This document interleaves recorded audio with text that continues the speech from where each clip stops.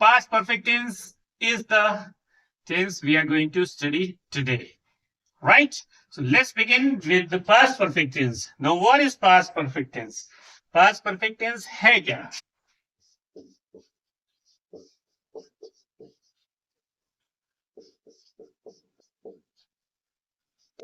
What is past perfect tense? Can you tell me? Past perfect tense है an action which was completed in the past and there is surety of it. जब confirmation है. How is it different from simple past tense and ठीक है, simple past tense से कैसे different है? Simple past tense में surety नहीं है. सिंपल पास्ट टेंस में एक इंडेफिनिट पीरियड दिया हुआ है. I went to market. ठीक है, मैं बाजार गया था. कब गया था पता नहीं.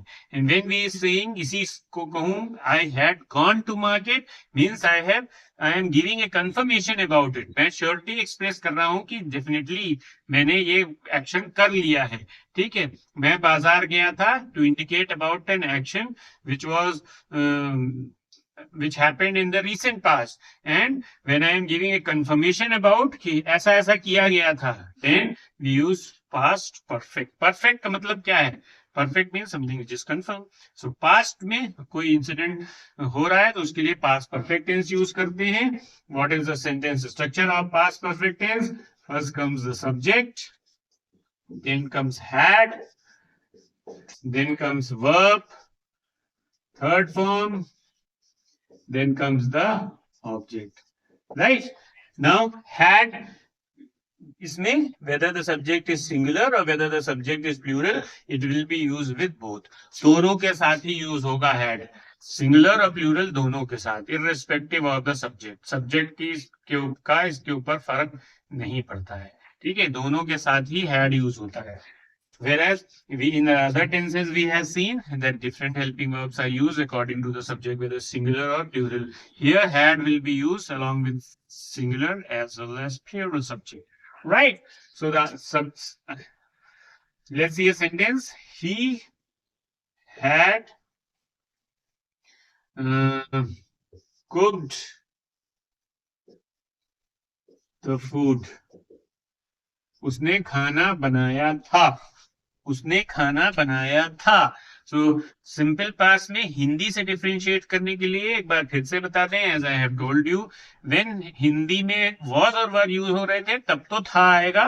ठीक है, अदरवाइज मैं बाजार गया, मैं व्यस्त था, वह बीमार था, ही वॉज इल. ठीक है, तब था आएगा. लेकिन जब सेंटेंसेस में कोई डिड का यूज हो रहा है या सेंटेंस में निगेटिव सेंटेंस बन रहा है तब कहीं पर भी, या फिर सेकंड फॉर्म वर्ब की यूज हो रही है, ही वेंट टू मार्केट, वह बाजार गया.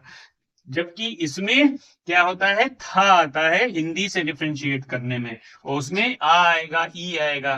Here when the sentences in Hindi will always end in आ था. He had cooked the food, उसने खाना बनाया था. ठीक है, उसने खाना बनाया था. या she had made a painting. ठीक है, तो लड़के खाना बना सकते हैं. ये मत सोचिएगा कि खाना बनाना केवल लड़कियों का काम है. No, don't do that. Equality is needed. After all your mothers are women, they cook food for you, so you should also learn from them. उनसे सीखिए. खाना बनाना आपके काम आएगा जब आप अकेले रहेंगे, when you will be living alone somewhere and studying, then you would need cooking food. क्योंकि बाहर का खाना रोज का अच्छा नहीं होता है, पेट खराब हो जाएगा बेटा. You will fall ill, then you will go to the doctor. So it is better advice to learn cooking food. She had made a painting. उसने पेंटिंग बनाई थी, बनाया था, आ था, ई था आएगा लास्ट में. So subject had plus third form of the verb and object will be there. अगर इसी में हमको नेगेटिव सेंटेंस बनाना है तो हम क्या करेंगे, सब्जेक्ट प्लस had, जो कि हमने बताया है कि नेगेटिव सेंटेंस कहाँ ऐड होता है, जो वर्ब दी होती हैं उसके बीच में. तो दो वर्ब दी हुई हैं तो इनके बीच में ऐड होगा. Subject plus had not plus verb object. So क्या होगा, सेंटेंस लिखते हैं. he had not submitted his fees. ज्यादा ई लिख गए.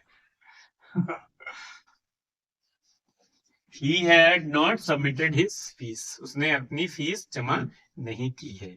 ठीक है, तो he had not submitted his fees. तो नेगेटिव वर्ड कहाँ ऐड करना है हमको? had और when verb के बीच में ऐड करना है. So negative verb will always be added between the helping verb and the main verb in the when we are making a sentence. Statement जब हम बना रहे हैं. ठीक है, जब हम statement बना रहे हैं तब होगा. Now let's see when we are framing a question. ठीक है, क्वेश्चन के केस में क्या करना है? When we are framing a question, question के केस में जैसा कि I have already told you in the previous episodes of different tenses that questions are made in two ways, one beginning with a helping verb and another beginning with a question word, right? So either the question will begin with a helping verb. So helping verb हमारी simple past tense में क्या है? Helping verb है हमारी had, और main verb क्या है? Third form में है. ठीक है, तो हम क्या करेंगे? पहले हैड का यूज करेंगे, ये हमारी हेल्पिंग वर्ब हो गई. फिर क्या आएगा? सब्जेक्ट आएगा. ठीक है, फिर क्या आएगा? वर्ब आएगी. वर्ब किस फॉर्म में है? Verb is in the third form. फिर क्या आएगा? ऑब्जेक्ट आएगा प्लस क्वेश्चन मार्क. ठीक, क्वेश्चन वर्ड से है तो इसमें क्वेश्चन वर्ड और ऐड कर दीजिए. If the question is beginning with a question word plus देखो कितना बड़ा बनाया है ना सब्जेक्ट. लग रहा डॉक्टर का साइन है, डॉक्टर बन गए. And plus object. ठीक है, फिर क्वेश्चन मार्क. ठीक, अब ये दो तरीके के क्वेश्चन हैं. There are two types of questions, one beginning with the helping verb, one beginning with the question word. अब इनमें दोनों में डिफरेंस देखिए.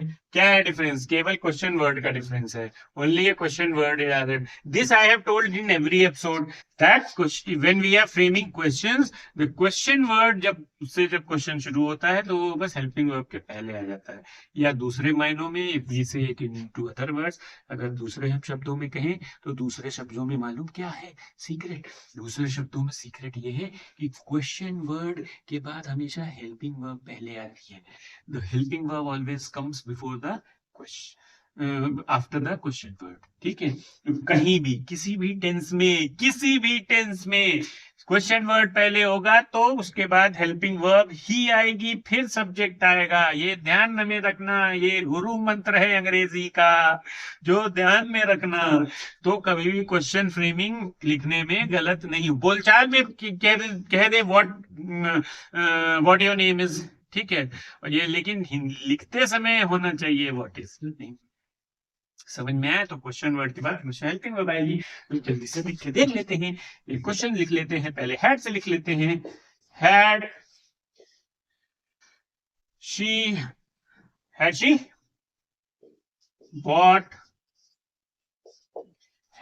bought a new bag. क्या उसने नया बैग खरीदा था? Had she bought a new bag? Question word से बना लें.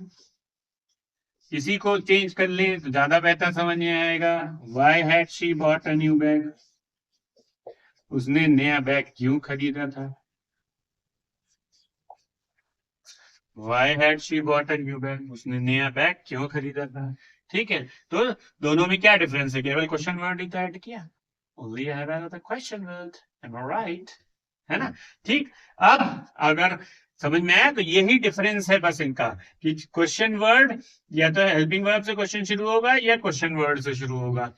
जैसा कि सभी टेंसेस में, अगर आप पुराने टेंसेस के एपिसोड मेरे पढ़ते आ रहे हैं, नहीं पढ़ रहे हैं तो पीछे जाकर देख लीजिए. शुरुआत करिए सिंपल प्रेजेंट टेंस से, तो आपको बाकी टेंस अपने आप समझ में आएंगे, क्योंकि you will understand how the sentence structure remain the same.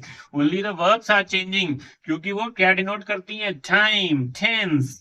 ठीक है, time is what? Tense. Tense is what? Time, है ना. तो उसको इंडिकेट करती हैं. जैसे एक और क्वेश्चन लिख लें. when had India declared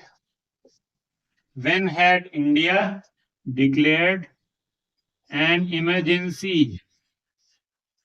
emergency India ने कब डिक्लेयर की थी, कब घोषित की थी? So question word, helping verb, subject, third form of the verb and the, ठीक है। सो ये यही सेंटेंस स्ट्रक्चर रहेगा। अब हम निगेटिव वर्ड देख लेते हैं। अगर निगेटिव वर्ड ऐड करना हो तो कहाँ ऐड करेंगे? Where will we be adding a negative word? Negative word कहाँ ऐड करना है? लेट्स सी, दोनों सेंटेंस स्ट्रक्चर लिखे हुए हैं, इसी में देखते हैं। पहले में है हैड सब्जेक्ट वर्ब प्लस, तो हम क्या करेंगे? Had plus subject plus not यानी कि निगेटिव वर्ड प्लस वर्ब की third form plus object and of course a question mark. So sentence will be had Rohan not had Rohan not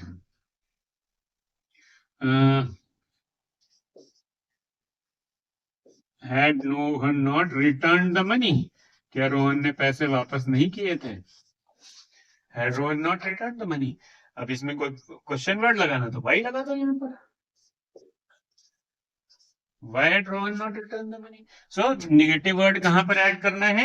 Negative word will be added after the subject and the main verb.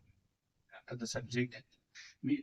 So ये ध्यान रखिएगा that negative word will be added between the subject and the main verb in the past perfect tense. So these are certain things which you have to keep in mind when you are making use of past perfect tense. So past perfect tense का use क्या है? The action which is sure of completing in the past, जिसके बारे में confirmation है कि action complete हो गया था, आपने वो काम कर लिया था या किसी और ने वो काम कर लिया था, निश्चितता दिखानी है हमको, वहां पर हम पास्ट परफेक्ट टेंस का यूज करते हैं। सिंपल पास्ट से कैसा डिफरेंस है? सिंपल पास्ट में आ ई से एंड होते हैं, living was and were, whereas past perfect tense में सारे सब्जेक्ट हिंदी में था से एंड होंगे, आ था, ई था। जैसे यहाँ पे था had by had not Rohan returned the money, Rohan ने पैसे वापस क्यों नहीं किए थे? he had broken the pot, उसने पॉट तोड़ दिया था, आ था, ई था, इससे सभी सेंटेंसेस एंड होंगे पास्ट परफेक्ट टेंस में हिंदी में। तो ये आपको इसलिए बता दिया so that you can differentiate between simple past and past perfect tense। समझ में आया? So this is how it is used. Now if any confusions, you can directly message me. The last one of the past is past perfect continuous. So we'll see it in the next episode. Till then, bye. Message me if you have any confusions still. Take care.